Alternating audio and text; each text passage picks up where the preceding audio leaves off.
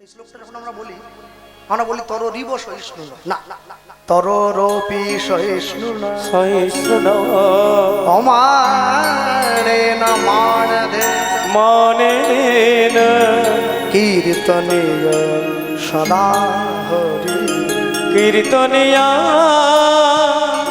সাদা হরি আনন্দ লীলাময় বিগ্রহায় বিগ্রহায় হেমাভ দিব্য ছবি সুন্দরায় সুন্দরায়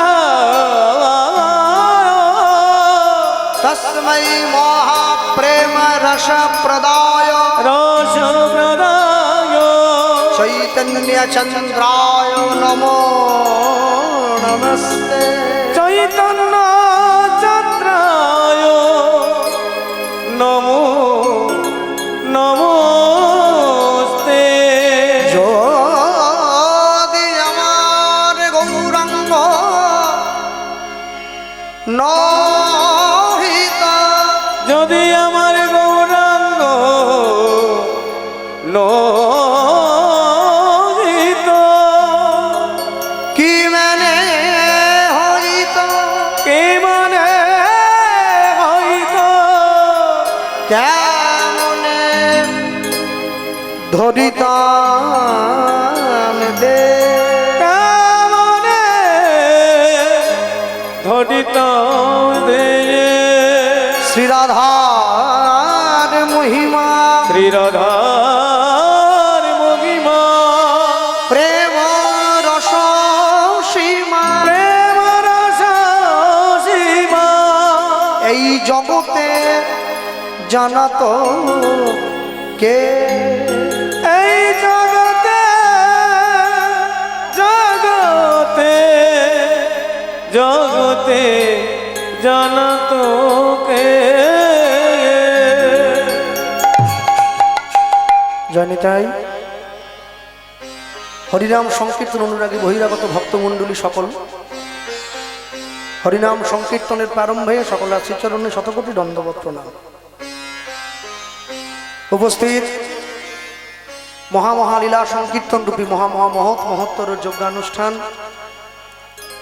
নিকটস্থ দূরগত অনাহুত আহুত নিমন্ত্রিত অনিমন্ত্রিত যত ভক্তমণ্ডলী ভক্তিমতী মায়েরা এই আসনে বসে আছেন এত রাত্রিতে আমাদের মতো এই ছোট্ট সম্প্রদায়ের কীর্তন শোনার জন্য তাদের সকলের চরণে শতকোটি দণ্ডবত প্রণাম।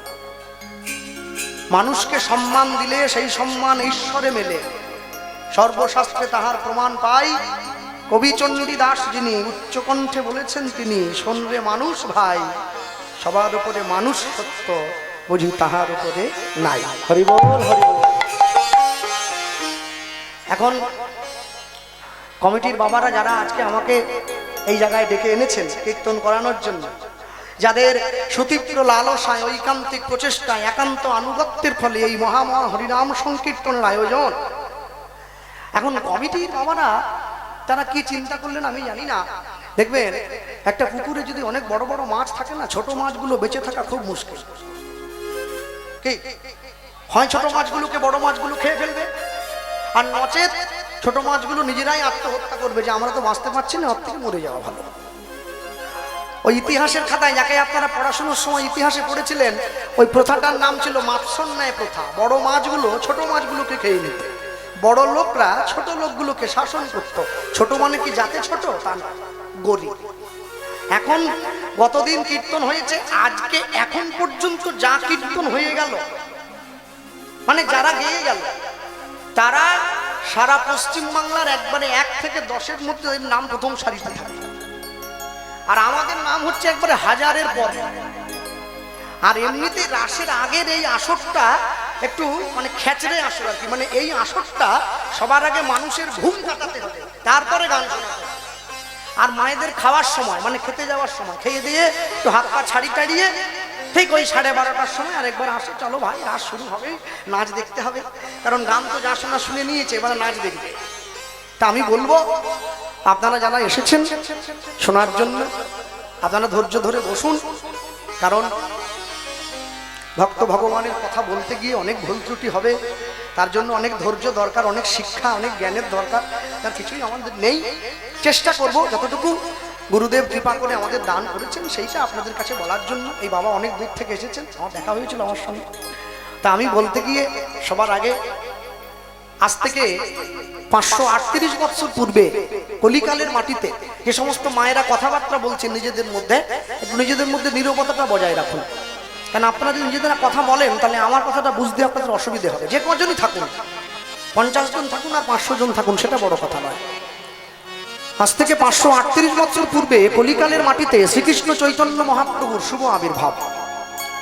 এই বছর দোল উৎসবের মধ্যে দিয়ে আমরা মহাপ্রভুর 538তম জন্মদিবস পালন করলাম। 538তম জন্মতিথি। 538 বছর পূর্বে কলিকালের মাটিতে শ্রীকৃষ্ণ চৈতন্য মহাপ্রভু মানুষের দরজায় এসে দাঁড়ালেন। এসে দাঁড়িয়ে মানুষের কাছে গিয়ে সমগ্র মনুষ্য সমাজকে উদ্দেশ্য করে একটা বড় কথা বলেছিলেন। সনাতন গোস্বামীকে বলেছিলেন, জীবে দয়া, নামে রুচি, বৈষ্ণব সেবন, ইহা ছাড়া ধর্ম নাই, শোনো সনাতন। বিবেকানন্দ এই কথাটা ঘুরিয়ে বললেন, বহুরূপে সম্মুখচারী, কোথা খুঁজিছ ঈশ্বর, জীবে প্রেম করে যেই জন, সেই জন সেবিছে ঈশ্বর।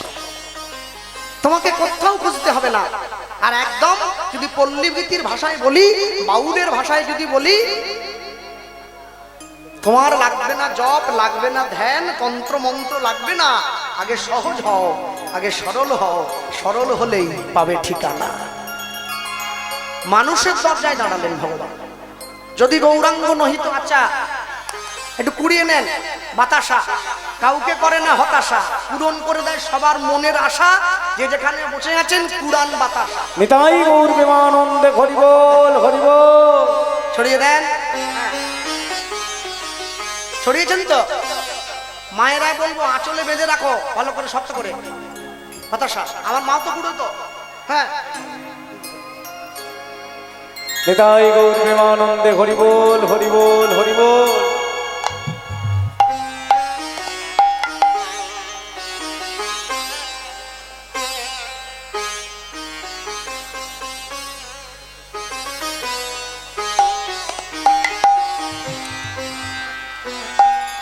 বাতাসা কুড়িয়েছেন? হ্যাঁ, বাহ, আমরাও কুড়ুই, জানেন তো? জানি। আচ্ছা, কুড়োনো হয়ে গেলে বলবেন, তারপর শুরু হবে। কুড়িয়ে নেন, চটপট কুড়িয়ে নেন সব বাতাসা। হ্যাঁ, তবে মায়েদের তো বয়স হয়ে গেছে, ছেলে মেয়েগুলোকে শিখাচ্ছে একটাও যেন পড়ে না থাকে, ঝাঁপ দিয়ে পড়ে পুরা। কাল থেকে চাতে দেবো, শরবতে দেবো, পায়েসে দেবো, মিষ্টিতে দেবো বাতাসা। কুড়িয়ে নিতে হবে তো। শাকের তরকারিতে দিলে একটু স্বাদ বাড়ে, বাতাসা। যাক, ছেড়ে দেন। কুড়িয়ে নিয়েছেন, বসুন। যান। যদি গৌরাঙ্গ নহিত কি মেনে হইত, কেমনে ধরিতাম দে। বৈষ্ণব মহাজন পদকর্তা বাসুদেব ঘোষ ঠাকুরের প্রথম এই লাইনটি আমরা শুনলাম, দে মানে দেহ। বাঙালির হিয়া অমিয় মাথিয়া, নিমাই ধরেছে কায়া, কায়া মানে দেহ। যদি গৌরাঙ্গ মহাপ্রভু না আসতো, কলিকালের মানুষ নিজের দেহটা ধরে রাখতে পারতো না, অন্য কিছু অনেক দূরের কথা। এরপর শ্রী রাধার মহিমা, প্রেম রসসীমা জগতে জানাতো কে। আজকে বাংলার থেকে, দক্ষিণ 24 পরগনার থেকে, কলকাতার থেকে মানুষ যে বৃন্দাবনের মাটিতে যায়, বৃন্দাবনে গিয়ে রাধে দয়া করো বলে, কৃষ্ণ কৃপা করো বলে ব্রজের ধুলিতে যে গড়াগড়ি দেয়। বৃন্দাবনে আমাদের ছোট একটা মঠ আছে কেশিঘাটের কাছে। আমি যখন প্রথম বৃন্দাবনে গিয়েছিলাম, বৃন্দাবনে গিয়ে লক্ষ্য করছি, ভালো করে দেখবেন, যারা বৃন্দাবনের বাসিন্দা, বৃন্দাবনে বাস করে, বৃন্দাবনের মায়েদের কপালে আমাদের মতো করে এত সুন্দর তিলক নেই। বৃন্দাবনের মা বাবারা আমাদের মতো করে এত সুন্দর করে মালা পরে না, আমাদের মতো করে জপের মালা নিয়ে তারা বসে থাকে না। তবুও তাদের ঘরে কৃষ্ণ বাঁধা আছে, উঠতে বললে ওঠে, বসতে বললে বসে। যদি মহাপ্রভু না আসতো, কলিকালের মানুষ জানতো না যে বৃন্দাবন বলে কোনো একটা জায়গা আছে, আমাদের যেতে হবে, ঘোরার জন্য হোক, দর্শনের জন্য হোক। বৈষ্ণব মহাজন পরবর্তী পংক্তিতে লিখছে, উদ্দেশ্যটা বলে দেই তারপরে বলছি। মধুর বৃন্দাবন,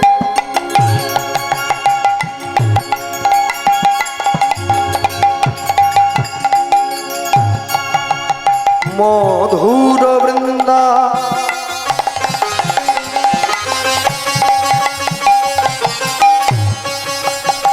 বিপিন বিপিন বিপিন মাধুরী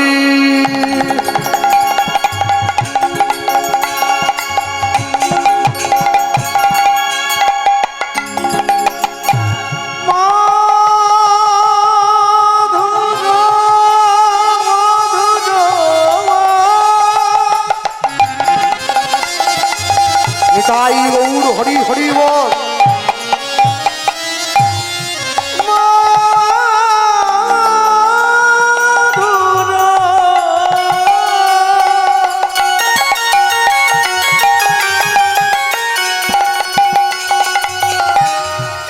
মধুর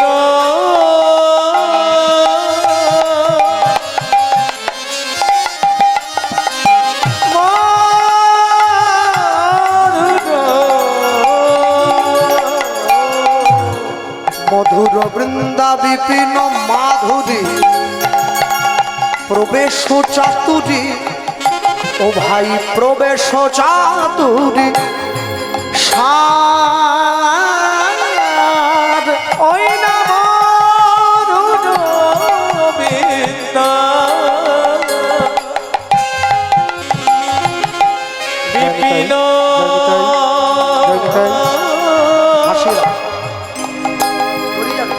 মাধুরী প্রবেশ চাতুরী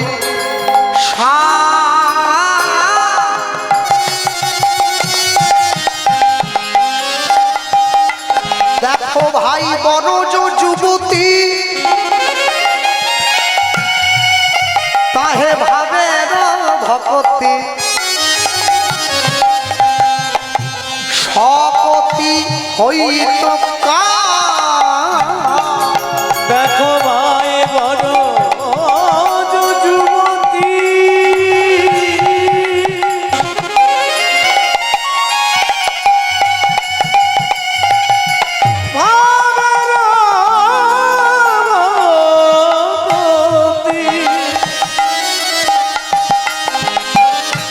সকতি হইত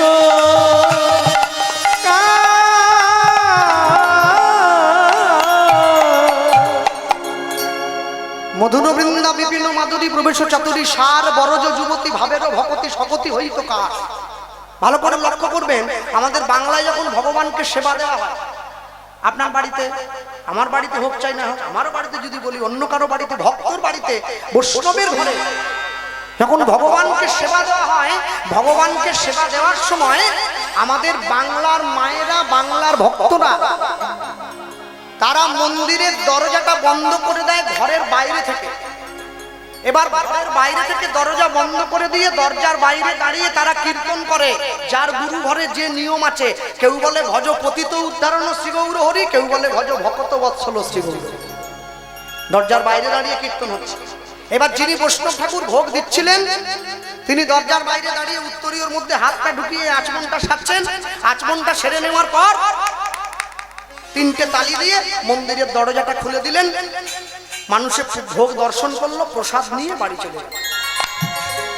আমি ব্রজে গিয়ে পরিক্রমায় বেরিয়ে দেখছি এক মা, সে ভগবানকে সেবা দিচ্ছে। আমি দরজা বন্ধ করে দিই ঘরের বাইরে থেকে, সেই মা দরজা বন্ধ করে দিচ্ছে ঘরের ভেতর থেকে। দরজার বাইরে দাঁড়িয়ে আছি তো, মনে রাখবেন ধৈর্য দিয়ে বসে শুনতে হবে। হ্যাঁ, অশাস্ত্রীয় কথা দিয়ে তো কীর্তন হয় না, কীর্তন শাস্ত্রীয় যুক্তি দিয়ে। রাবণের কেন 10টা মুন্ডু, নারকলের কেন 5টা ফুটো, ও জন্য আমার বাবা কি হবে? ও জন্য আমার বাবা কি? ঝাঁটা বাঁদিকে রাখলে কি হবে? ও কি কীর্তন নাকি? ও তো গৃহস্থালির টুকিটাকি, বাজারে বই পাওয়া যায়, কিনে পড়লেই পাওয়া যায়। যা শুনে আমার ভজনে উন্নতি হবে, যা শুনে আমার শূন্য জীবনের পথটা পরিষ্কার হবে, সেই আধ্যাত্মিক চেতনা ভারতীয় সংস্কৃতির ধারক বাহককে সুর তাল ছন্দ লয়ের মধ্যে মিলিয়ে যথোপযুক্ত ব্যাখ্যা সহিত প্রয়োগ করে ভগবানের লীলাকে সামনে রেখে যে গীত পরিবেশন হয় তাকে বলে কীর্তন। রাতের অন্ধকারে মাইকের মাধ্যমে যা প্রচার করে গেলাম খাঁটি কথা, লিখে না। হ্যাঁ, কেন জানেন? মনে রাখবেন, সব সময়ের জন্য মানুষ ভালোটাকে পছন্দ করে না, খারাপটাকে বেশি পছন্দ করে। রাস্তার মোড়ে যখন কেউ তাস খেলতে যায়, প্রথম যখন সে খেলার ওখানে গিয়ে দাঁড়ায়, সে তো খেলতে জানে না, আর বাকিরা তাকে ডেকে এমন করে বসে শেখায় যেন মনে হয় এমএ পাশের অঙ্ক শেখাচ্ছে। আয় রে বস রে, আমি 18 বললে তুই 19 বলবি, টেক্কাটা মারবে। বিরাট শিক্ষা দিচ্ছে। আর সে যখন ভগবত পড়তে যায় বলে ওসব পড়ে কাজ নেই, ওসব তো বুড়োরা পড়ে। ভালো কথার দিকে মানুষের লক্ষ্য থাকে না, তত বাজে জিনিসের দিকে মানুষের লক্ষ্য। আর যার জন্য মনুষ্য সমাজের এই দুর্গতি নেমে এলো। আমি দরজার বাইরে দাঁড়িয়ে সেই ব্রজের মা যখন ভগবানকে ভোগ দিয়ে বেরিয়ে এলো, আমি সেই মাকে প্রশ্ন করেছিলাম, আচ্ছা মা বলো বাবা, আমি মেদিনীপুর থেকে এসেছি। আগে হ্যাঁ, পশ্চিম মেদিনীপুর। হ্যাঁ, কিছু বলবে? আমি বললাম না না, বলবো বলতে প্রসাদ পাবে নাকি? না না, প্রসাদের জন্য আসিনি, দিলে তো পাবো অবশ্যই, তবে দাঁড়িয়ে আছি একটা জিনিস আপনার কাছে জানার ছিল। বলো। আপনি যে ভগবানের ঘরে ঢুকে ভোগের থালাটা ভগবানের ঘরের মধ্যে ঢুকে দরজাটা ভেতর থেকে বন্ধ করে দিলেন, আপনার এই উদ্দেশ্যটা আমি বুঝতে পারলাম না। দেখবেন কাল যখন মহাপ্রভুর মালসা ভোগ হবে দুপুরবেলা, মালসাটা মহাপ্রভুর মন্দিরে রেখে চারদিকটা কাপড় দিয়ে ঘিরে দেওয়া হয়। কেন? যাতে বাইরের লোক দেখতে না পায় ভগবানের সেবা হচ্ছে। আর সেই মা ভগবান সেবা করছে, সে গিয়ে ভগবানের মন্দিরের সামনে বসে আছে। কেন আপনি বসে রইলেন কেন? বলছে দেখো, এটা যদিও ভজনের কথা, যাইবে পূরবে বলিবে পশ্চিমে, দাঁড়ায় উত্তর মুখে, গোপনের প্রেম গোপনে রাখিবে, থাকিবে পরম সুখে। যে ছেলে মেয়েরা প্রকৃত ভালোবাসা এদের মধ্যে আছে, আত্মেন্দ্রিয় প্রীতিবাঞ্ছা তারে বলে কাম, কৃষ্ণেন্দ্রিয় প্রীতি ইচ্ছা ধরে প্রেম নাম। ঊর্ধ্বলিঙ্গ ঊর্ধ্বজনী ঊর্ধ্বরতি হয়, ঊর্ধ্ব না হইলে জীবে যাবে জমালয়। পুরুষের লিঙ্গ হয় মস্তকের রেণু, তা লইয়া খেলা করে দেবপদ্মজনী। শ্রীরাধিকা হয় তার প্রেমের মহাজন, সেই মানুষের বাড়ে ওজন, তাকে বলে মহাজন। আর যার নাই ওজন সে শুধু মনুষ্যজন। এটাই হচ্ছে আমার সঙ্গে তার কথা। ভক্তমণ্ডলী মাতৃবর্গ, তাকে আমি প্রশ্ন করছি, আপনি বলুন, আপনি ভগবানের ঘরে ভোগের থালাটা নিয়ে ঢুকে গেলেন কেন? তিনি বলছেন আপন ভজন কথা না কহিব যথাতথা। এটা বলা উচিত নয়, তবু তুমি যখন জানতে চেয়েছো, বাংলার থেকে এসেছে, তোমায় বলবো কি বলো তো বাবা। তুমি যখন স্কুলে পড়তে ছোটকালে, আল্লাহ হ্যাঁ, বিকেলবেলা স্কুল থেকে যখন ফিরে আসতে, আল্লাহ হ্যাঁ, তোমার মা যখন তোমার সামনে ভাতের থালাটা দিত, ভাত ডাল তরকারি যা যা দিত, তোমার মা কি থালাটা তোমার সামনে দিয়ে তোমার কাকিমার সঙ্গে গল্প করতে চলে যেত? আল্লাহ না, কি করতো? আমার কাছে বসে থাকতো। কেন থাকতো? ছেলের কখন কোনটা লাগবে দিতে হবে। তুমি যে গোবিন্দের ঘরে ভোগের থালাটা ঢুকিয়ে দিয়ে দরজার বাইরে দাঁড়িয়ে আছো, মনে করো আমার গোবিন্দের আরেকটু কুমড়োর তরকারি চাই, কাকে বলবে? তুমি তো বাইরে। মনে করো ভগবানের আরেকটু হেঁচড় লাগবে, আরেক বাটি ডাল লাগবে, কাকে বলবে? জল লাগবে আরেক গ্লাস, তুমি তো এক গ্লাস দিয়েছো। হ্যাঁ, তাহলে ওই জন্য কাছে বসে থাকি, যেটা যেটা লাগবে দেবো, সেবা করাবো, খাওয়াবো, মুখ মোছাবো, মুখ ধোয়াবো, বিছানা পেঁচে দেবো, শুইয়ে দেবো। এবার লাঠি নিয়ে কাছে বসে থাকবো, ঘুমোতে বলবো না, যদি ঘুমোয় লাঠি দিয়ে ভয় দেখাবো, এই ঘুমো। এক কথায় তোমরা ভগবানকে ভালোবাসো ভগবান বলে, আমরা ভগবানকে ভালোবাসি ব্রজের মানুষ ঘরের ছেলে বলে। আমি যখন ছোট ছিলাম আমার দেহ গোবিন্দকে দিয়েছি, আমি যখন বড় হয়েছি মন গোবিন্দ চরণে দিয়েছি। তাহলে দেহ মন যদি গোবিন্দের হয়, আমি কি আমার আছি? আমি তো তার, আমি তো তার। মনে রাখবে। এখন সকলে লক্ষ্য করুন, আমি জানি না কাল থেকে কেউ বলেছে কিনা, রাধা গোবিন্দকে মাঝখানে দাঁড় করিয়ে তার দুই দিকে নিতাই গৌরকে দাঁড় করিয়ে দিয়েছি আমরা। এটা আপনাদের এখানে না, সব জায়গায়। হ্যাঁ, দেখে কি মনে হচ্ছে? মাঝখানে একটা মহারাজ আর দুই দিকে দুটো সিকিউরিটি গার্ড। রাধা কৃষ্ণ রাজা আর মাঝখানে সিকিউরিটি গার্ড নিতাই গৌর দাঁড়িয়ে আছে হাত তুলে। কেউ যদি অ্যাটাক করতে আসে এরা ঝাঁপিয়ে পড়ে। না না, নিতাই গৌরকে দুদিকে দাঁড় করিয়ে দিলে হবে না। সত্য যুগের ভগবান লক্ষ্মীনারায়ণ যুগল, ত্রেতা যুগের ভগবান রাম সীতা যুগল, দাপর যুগের ভগবান রাধা কৃষ্ণ যুগল, কলি যুগের ভগবান গৌর বিষ্ণুপ্রিয়া যুগল। আজকে আমার আপনার বাড়ির দরজায় যদিও বা চৈতন্য মহাপ্রভুর একটা ছবি আছে, বিষ্ণুপ্রিয়া দেবীর ছবি আমরা কেউ রাখিনি। কেন? মেয়ে মানুষ বলে মূল্য দেয়নি। কিন্তু বিষ্ণুপ্রিয়া যদি না থাকতো, নিমাই সন্ন্যাস হতে পারতো না। আর নিমাই যদি সন্ন্যাস না হতো, কলিকালের মানুষ হরিনাম পেত না। আর হরিনাম না পেলে রাত জেগে কীর্তনও শুনতে পারতো না। জয় শচীনন্দন জয় গৌর হরি, বিষ্ণুপ্রিয়ার প্রাণনাথ নদিয়া নবদ্বীপ বিহারী।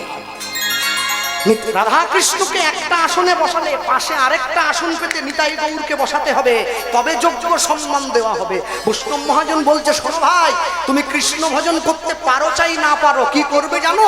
দিনের শেষে একবার গাও পুনঃ শ্রী গৌরাঙ্গের গুণ উলুধ্বনি। তোমরা গৌরাঙ্গের গুণ গাও, গুণ গাও, গুণ গাও।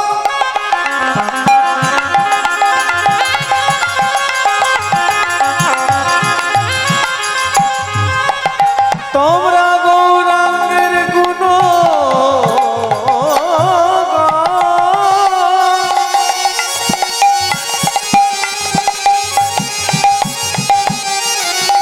গৌরাঙ্গের গুণ গাও, গুণ গাও, গুণ গাও ভাই।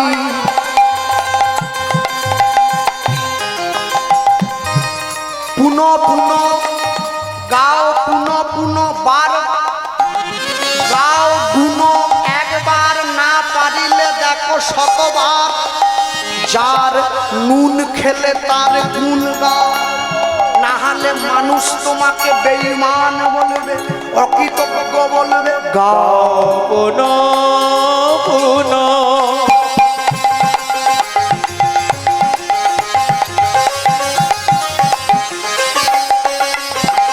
শ্রী গৌরাঙ্গে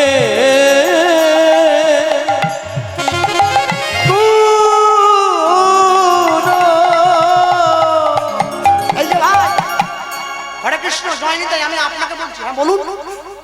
আপনি যে বলছেন গৌরাঙ্গের গুণ গাওয়ার কথা, আমি সকাল থেকে সন্ধে পর্যন্ত মিথ্যে কথা বলবো, লোক ঠকাবো, চিটিংবাজি করবো, সন্ধেবেলা বসে গৌরাঙ্গের নাম বলে নেবো, হবে তো? কে যারা বিড়ি খায়, বিড়ির কোম্পানি প্যাকেটের উপরে লিখে দিয়েছে ধূমপান মৃত্যুর কারণ। কোন বাড়ির লোক যদি বিড়ি খেতে গিয়ে মরে যায়, কোম্পানির লোকের নামে থানায় কেস করলে কোম্পানির লোক প্যাকেট ধরে দেখিয়ে দেবে, আমি লিখে রেখেছি ধূমপান মৃত্যুর কারণ। তুমি জানতে জানতে মরণ কিনে খাবে কেন? বিড়ি কোম্পানি আইনের ফাঁক দিচ্ছে, বৈষ্ণব পদাবলিতে ফাঁক থাকবে না, হয় নাকি? সরল করে যা সরল, এই মনে গরল নিয়ে নয়, হিংসা নিয়ে নয়, সরল করিয়া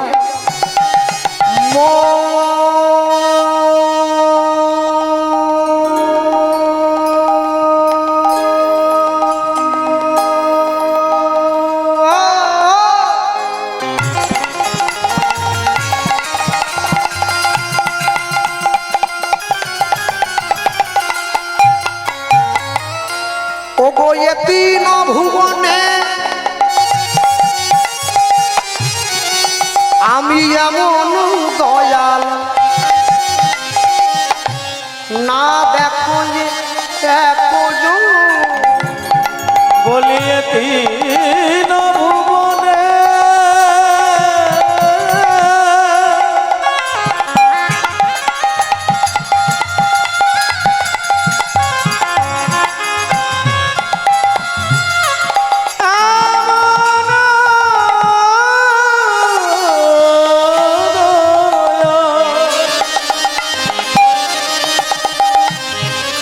আমি না দেখিয়া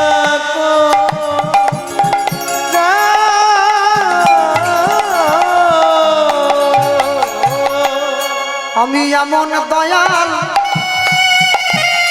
আর দেখি নাই, আমি এমন দয়া আর দেখি না। মায়েদের কপালে তো খুব দুঃখ আছে। হ্যাঁ, না না, এমনি এমনি বলছি না। সারা জীবন ধরে রান্না করে তো শুধু ভূত খাওয়ালেন, ছেলে মেয়ে, জামাই মেয়ে, স্ত্রী পুত্র পরিবার। আপনারা যে রান্না করছেন, সেদিনকে হাতের রান্না সার্থক হবে যেদিনকে আপনাদের হাতের রান্না গৌর গোবিন্দের সেবায় লাগবে। হরি বল, হরি বল। তা না হলে ওই ভূত খেয়ে গেল সারা জীবন, লাভের লাভ কিছু হলো না। আমি এমন দয়াল আর দেখি নাই, আমি এমন